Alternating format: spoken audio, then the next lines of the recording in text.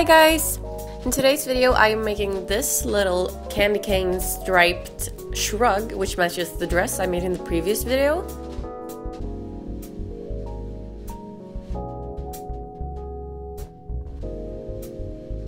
So if you want to know how I did this lovely little jacket, then stay tuned for the tutorial. Starting off by sketching the piece out. I always do that to make sure I know exactly what I want, and I made it difficult for myself this time by using a striped fabric and creating patches of fabric in different angles. Cutting out the pieces is what took the longest. These are all the pieces and there's 13 of them. Now I'm not going to show you the cutting process, so if you need to pause here and take a look at the pieces further, then just go ahead and do that. I used the measurements from one of my jackets to get the measurements for this. Since the fabric is very harsh and not elastic at all, I added a couple of extra centimeters just to make sure that I actually get it on. These are the pieces for the back.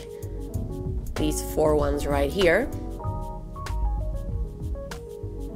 A small one on top is for the collar. These 4 pieces are the puff-sleeved pieces. And then these 4 are for the front piece. First thing I did was sew the back pieces together into one coherent piece. I started off by flipping the top piece downwards like this and pinning it to the other piece. I then flipped the 2 side pieces over like this and pinned those to the other piece.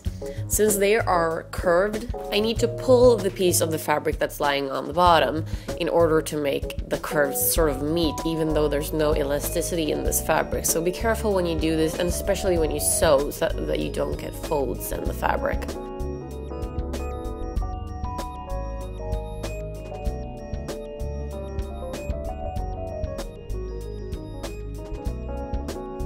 Once you have that pinned, just go ahead and sew those pieces together. Then I did the same thing to the front pieces, but I didn't sew those into one coherent piece, I sewed those into 2 coherent pieces. So starting by attaching the little side piece to one of the bigger side pieces, the same way as I did before. And again, yeah, I really made it difficult on myself by using a striped fabric. If you want to make it easier on yourself, go ahead and do a one-tone color fabric. I recommend black.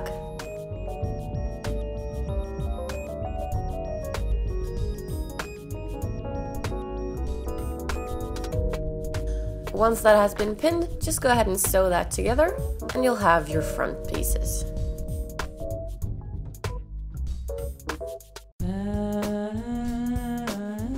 The next thing I did was sewing the front and back pieces together, placing them on top of each other like so, with the insides facing outwards.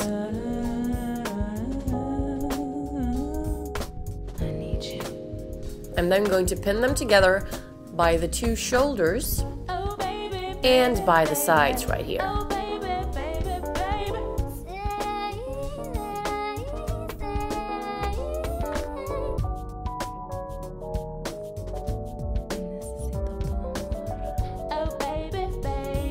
Once they have been sewn together, they look like a vest, like this.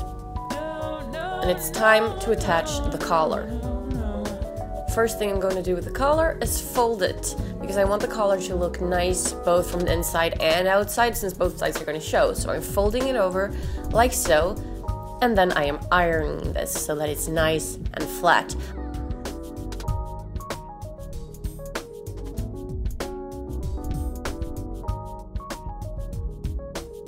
I'm also going to go ahead and iron the main top piece to make sure that everything is nice and flat. After that, I'm hemming the 2 sides of the collar piece so that we got nice edges there as well.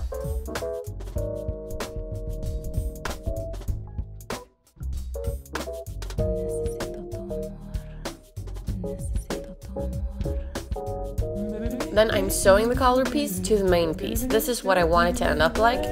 So I'm locating the middle of the collar, marking it with a needle, and then doing the same to the main piece, finding the middle and marking it with the needles. so that the middle parts of the two pieces will match. That way I know it's not gonna get crooked. Lying the top piece out like this, with the collar piece flipped on top of it. So the open piece of the collar is pointing downwards right now. Now I made my collar a bit too thick, so I'm placing it a bit lower down so that it becomes shorter when I sew it on.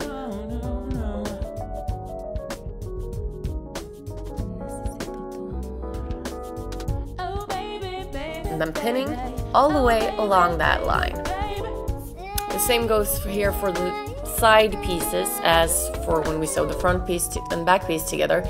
Be careful because you need to curve the fabric when you're doing this. Just make sure that you don't get folds.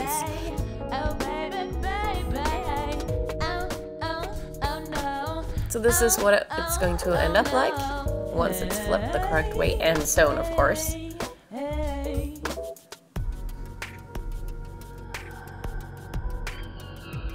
So just go ahead and sew all along that line and your collar will be done. Next up, I am hemming these 3 sides of the front pieces, and I'm hemming them all at once. So starting off by folding down this little piece by the edge of the collar.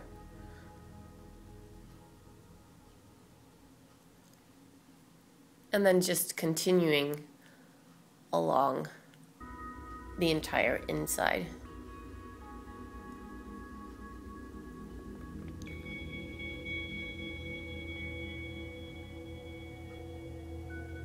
Once that has been pinned, just go ahead and sew.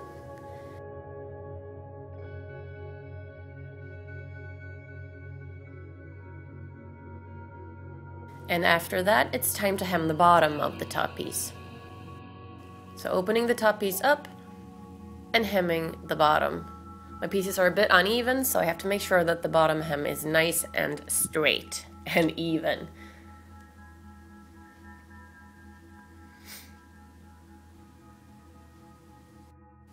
Once that has all been pinned, just go ahead and sew all the way across and cut off any excess fabric. The top now looks like this, and it's time to start working on the sleeves. First thing I'm going to do is work on these little bacon-looky thingies, and I'm going to start by hemming one side there.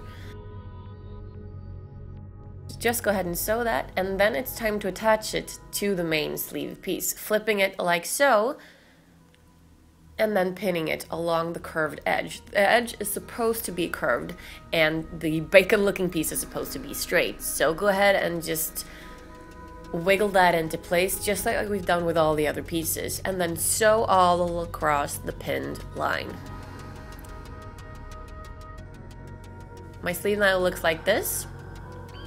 And it's time to fold it over and close it up by that short side right there. So pin that, matching the edges as tight as you can, and then go ahead and sew.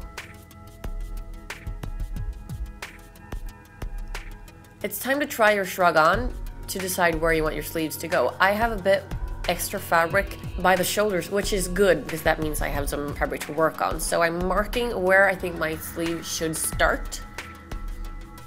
Marking that with a pin, and then I'll know where to pin the sleeve.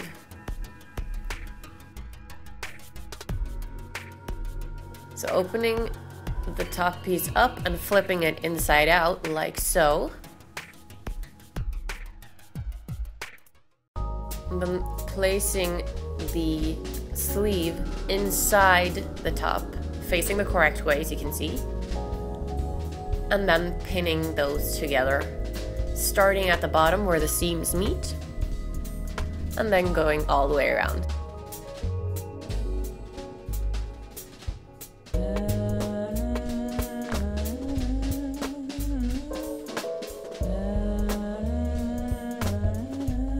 So I'm adding folds here, just a couple ones to get that puff feeling. If you want more puffs, then you have to add more fabric to the length of your sleeve. Go ahead and sew that all the way around. The final step of this shrug is adding the button.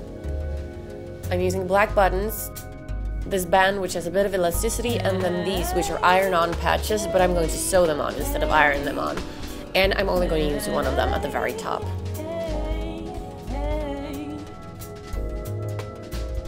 So I've sewn the button on by hand, and I'm placing the little triangle piece where I want it to go, and then matching up with the elastic. Placing the triangle on top of the elastic, pinning it on to make sure that the elastic is really on there, and then once I sew the triangle on, the elastic will be on as well. So go ahead and sew all the way around the triangle, and I would sew more than once just to make sure that it's really on there. And then guys, we are done!